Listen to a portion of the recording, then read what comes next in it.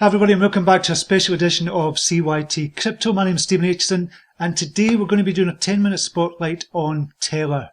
I'm really excited about this project and what it can bring. There's a couple of things I'm concerned about, but overall I really like this project, and I might get to speak to one of the team as well to kind of address concerns. I've not done that yet, unfortunately, but I wanted to make this video for you. But I'm really excited about this. Okay, so let's get into it just now. So first of all, what is Tellor and what problem does it solve? Basically, Tellor is another Oracle solution. So what they're trying to do is get smart contracts to interact with outside data or off-chain data, like pricing feeds, for example, in a decentralized way. So the way they do that is using an Oracle-based system. So that's basically what Tellor does just now. That's how it works at the moment. So it's simple, it's quick and easy to implement it for the smart contracts. It's decentralized as well. A lot of these kind of Oracle-based solutions are not decentralized, but we're going for decentralized oracles as well. And they use a staked proof-of-work protocol to validate their data with miners, and we'll go into that in a wee second as well. So what they want to do in order to make an impact, Tellor has chosen to focus on the decentralization and the security, even at the cost of latency and kind of use case reach as well.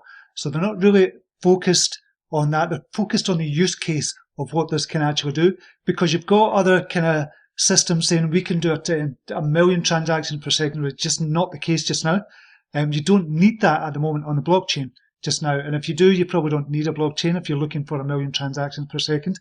So they're not focusing on that. They're focusing on actual use cases and actually making it a viable use case as well. It's also focusing on the DeFi space. Now the DeFi space just now at the moment, and it has been higher than this, but at the moment it's got $974 million locked up in USD at the moment. It has been 1.2 billion. This is only going to grow. We know that the DeFi space is going to be huge. It's on Ethereum, obviously. It's going to be used on Ethereum, mostly on Ethereum, with DeFi dApps, etc. And oracles are going to be a big part of this, really is. And this is where Tellor comes in as well. So it's in a big kind of space. It's in a big area to be used, but the competition there is not that high. Now we know, obviously, the biggest one being Chainlink. That's the biggest, but it's not competitive, because they've now got the Alliance of Decentralized Oracles, which is Edu, and they're kind of working together with this. So they all work kind of differently. So you've got a couple of competitors in there that you might call competitors, but on the other hand, they're really working together. And again, I'll just kind of go to explain that a wee bit. Potential applications for this, for Tellor: exchange rate data. So interval-based exchange rate values may be used to create trustless financial contracts. Cross-chain information, gathering the number of blocks on the current block number on a given chain. Static, pseudo-static data, logging and indexing various identifiers, country codes, currency codes, etc. Damage verification, what were the net total results in damage for insurance contracts, and pseudo-random number generation for the likes of lottery, smart contracts, etc. So how does it work? So basically this is a proof of work, but it's also a proof of stake system as well, in that you've got miners, but it works in a different way. They're not trying to solve kind of irrelevant computational sums. What they're doing is actually providing data. So at the moment, 5 miners in each block get rewarded for the data that they provide. And if they provide the wrong data, they can get kicked off. But for the miners to have skin in the game, they've got to have 1,000 TRB on the network as well. So in order for you to be a miner, you've got to have 1,000. You've got to hold 1,000 TRB. You're not staking it as such, because you're not getting rewarded for the 1,000 TRB, but you have to have that in order to be a miner and to provide the data that is being requested as well. Now, this is something I'm looking to understand more about as well, because going forward, looking at this kind of model that they've got, is that how does it scale? How is it scalable? And how quick is it going to be? When these kind of miners are coming back with the information, if it's wrong, how long does that take? And we're talking even 1, 2, 3 seconds that can be disputed. But we have to think about how long that's taken, or how long it's going to take as well. So I need to get my head around that part as well. So the miners will fulfill data requests from the Tellor network and are required to stake, as I said, 1,000 TRB. Miners can lose their stake if they're found to be attacking the network as well. So Tellor miners are incentivized to produce accurate data to the network with two types of rewards, tips and a base reward as well. Tips are the bounties placed by the data requesters to have their data requests fulfilled by miners, and tip amounts grow proportionately to demand, which means that as the demand side of the market increases, so do the rewards for the miners. So basically what the miners are doing, they're competing to submit the data back to Tellor as well, and 5 miners will get rewarded. Now they're changing the tokenomics of this as well, and I'll go into that in a second as well. But that's kind of basically how it works. So it's got a kind of proof of work and a proof of stake kind of mechanism to it. More proof of work, because it's not really proof of staking either. You're not getting rewarded for holding. You're just to have 1,000 TRB, you can become a miner as well. So who else is in the same space as Tellor? We know the big one, Chainlink, Band Protocol, and Zap are in the space just now. There's others coming through as well in the Oracle solution. However, having said that, Chainlink, Band Protocol, and Zap, they're doing different things at the moment. So, for example, we have Tellor, who's focusing on DeFi. We've got Band Protocol, who I spoke about a couple of weeks ago. I think they're focusing on supply chain as well. Chainlink are doing something different as well. Zap are doing something different. So they can all work together on this. So we have to remember that these are not competitors as such to Tellor. What they're doing, they should be, and they are working together in order to look for more decentralization, because the big problem with the smart contracts just now and with blockchain just now is the fact that it's not all decentralized. It can't be. It's just the way it is. You cannot interact with kind of off-chain data without going through kind of some kind of centralization just now. Exchanges being a big thing, or being a kind of big example of that. So if you've got an API, you're essentially kind of being centralized. So you cannot have that kind of centralized or fully decentralized without oracles. So there's going to be more than one project that's going to be in this game and still be big as well. Chainlink, obviously, 1.6 billion just now, probably higher at the moment, 1.6 billion market cap. But Tellor, 6 million or 5.5 million market cap. Band Protocol, probably around about the same, about 7 million market cap. Zap, I think about 2-3 million market cap as well, and possibly higher. I've not looked at Zap recently, but they're going to be working together under this alliance of decentralized oracles as well, Edu, and it was Tellor that initiated that. So basically what they're trying to do with that as well is have a standardization. So ERC20 is a standard kind of protocol, and this is what Tellor have initiated as well. They're looking to work together with the other projects such as Chainlink, Band, Zap, and the others as well to have a standard oracle system. So for example, if you wanted data off-chain, you wanted to go through an oracle, if you went to Band, it would have a different way of getting that information. Say for example, the USD value of Ethereum. Band would have a different way of getting the information. Chainlink would have a different way of getting it. Zap would have a different way of getting the information. And also Tellor would have a different way of getting that information. And you want a standard base here. And this is what and with that, Tellor is initiating this as well. If they can have that, then it means basically that is going to be big news for Tellor, Band, Zap as well, and also Chainlink as well. And so there's going to have that interoperability between all the blockchains and all the networks that are coming in and going to be using this as well. So this could be a big thing for Tellor as well, the standardization. It's EIP 2362. Now, Tellor have got major investors just now. This is one of the reasons I like them and look to them as well. And they've not really promoted this. They don't do a lot of marketing, which I kind of like as well. They're not shilling their own project. They're not doing anything like that. But they've got investors in Maker, have invested in them. Binance Labs, they were in the kind of incubation as well. And Consensus, they've got a grant from Consensus as well.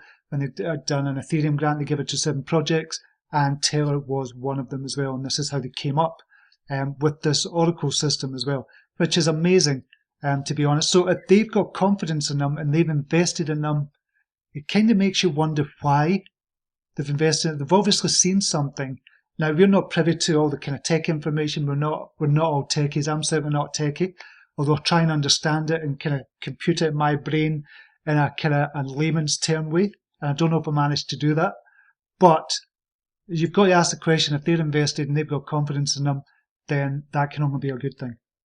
Now, here it's not a concern of mine, but here is one thing. Who's the main team? The main team they've got is Brenda Lawyer, who's the CEO. We've got Nicholas Fett, who I've seen a lot of information from, mainly from Brad Laurie on his YouTube channel, and brilliant interviews. He's done 2 brilliant interviews recently with Nicholas Fett as well. And Nicholas Fett comes across brilliantly, I have to say. So does Brenda Lawyer. I've seen her being kind of interviewed as well. And Michael Zimrose as well.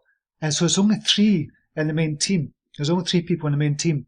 Now for me, this was a concern at first when I was saying, well, there must be more members of the team, but there's not more members of the team. They're a very frugal team, and they've not done an ICO, and they've not pre-mined either. They're doing this. They're almost bootstrapping. This is really essential what they're doing. They're bootstrapping, but they're making a lot of inroads as well.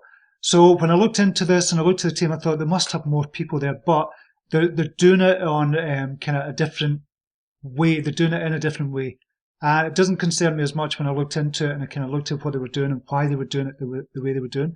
But essentially, they've only got 3 in the team, and they're going to have freelancers as well. They've got freelance developers coming on as well. So this is actually a good thing that they're being so frugal, and they've been honest about that. They've just said, we've got 3 in the team, but we can't afford just now to kind of hire people. We don't want to spend money on hiring people, but you can get developers that are still rewarded as well with freelancers, etc. So Brenda Lawyer, she's the CEO of Tellor as well. She studied economics and previously used to be a supervisor with the US federal government as well, developing and leading teams to develop statistical software. So she was initially attracted to Ethereum because of the potential she's seen being able to write smart contracts. She loves the technology and what it can do for people. Nicholas Fett, who I've seen a lot of the interviews with Brad Laurie as well, or the 2 recent interviews, brilliant. You need to check them out. The CTO. He's the Chief Technical Officer, and he was actually an economist as well by training, since have turned to crypto developer and spent most of his day with code. He got into crypto early at the end of the Fed rally, and then started building out trading bots for a few years before he joined the CFTC, the US crypto regulator. He left that 2.5 years ago to do a derivatives startup, and luckily pulled Brenda out of the government with her as well. And Mike is the CSO. His focus is on business development. His role covers all things strategic and creative. He's been an entrepreneur in the media for 13 years and eventually a startup and small business consultant, which led him to working with a small crypto startup named back 2012-2013. So now he's working with Tellor as well. So that's the 3 main team. As I said, they've got freelancers they'll be working with as well. So it's not a big team that they're working with, but they've got a lot of collabs that they're doing as well, which I like. Tokenomics. What are the tokenomics of Tellor? Tellor have a different kind of tokenomic structure. So there is no fixed supply of TRB, with the total supply increasing as a function of the base reward paid to miners for successful queries. At the time of writing, it is about just over 1 million just now that are in circulation. So Tellor's proof of work algorithm has a difficulty target of about 10 minutes, resulting in roughly 144 queries per day. So the rate of growth of supply therefore is base reward times the total daily queries just now. So this can go up. So it's got with the tokenomics of it, and again, this was a bit that concerned me as well when I was first looking at it, is it could exponentially grow because it was growing at something like 140%, but now it's down to about 17%. They've changed the tokenomic structure of it. Instead of getting 5 rewards, it's going to be 1 reward per block, which drastically kind of reduces that. So it's got an inflationary aspect and a deflationary aspect to it as well. So as more and more people start using Tellor as well as Tellor oracles, theoretically the price of TRB will increase because of the competitive bidding of the data requests as well. Remember, a higher TRB price is correlated with higher network security as well. Therefore, user adoption is a key part of Tellor securities. The more people that use it, the more secure the network is as well. And the miners fulfill that kind of role as well, in that they have to stake or hold They don't have to stake. They hold 1,000 TRB as well, and I think they've got over 100 miners now as well. So there's more to the tokenomics than I can give you here just now, because I don't, if I'm being really honest, don't fully understand it, and I would love to kind of understand it more as well. So I'll probably do a follow-up to this video as well. And another thing I really liked about Tellor as well is that, which I mentioned earlier, is that they're going for standardisation. So with the alliance of decentralised oracles as well, in it, they've got Chainlink in it with themselves as well, presumably other projects as well that are in this. They're looking for a kind of standardised way to write kind of oracles, to write the pool information they're looking for, and to all do it in a kind of a standard way. Like ERC20 is done a standard way. This is how you can build dApps on the kind of ERC20 on the kind of blockchain as well, because of that standardization. So this is what they're going for, this EIP 2362 as well, which I love. I love that about them. They've got other things on the go as well, like I think it's Tellor.fund as well. If you say, for example, they want kind of an interview or something, you can. It's almost like a crowdfunding page as well to help the team as well. Now the team are kind of basic. How do they work? How do they get the money as well? Basically, they go on a 10% dev share as well. So all mining rewards, 10% of the mining rewards, etc., go to the developers. Developers being the 3 team just now, and they use that. They kind of use the tokens as well to go back into the ecosystem, and they use the tokens itself. So they are kind of bootstrapping just now, but I think they're doing a brilliant job just now. And if you watch some of the interviews they do on YouTube and so on, kind of all over the net just now, I think is a really, really, really kind of good project.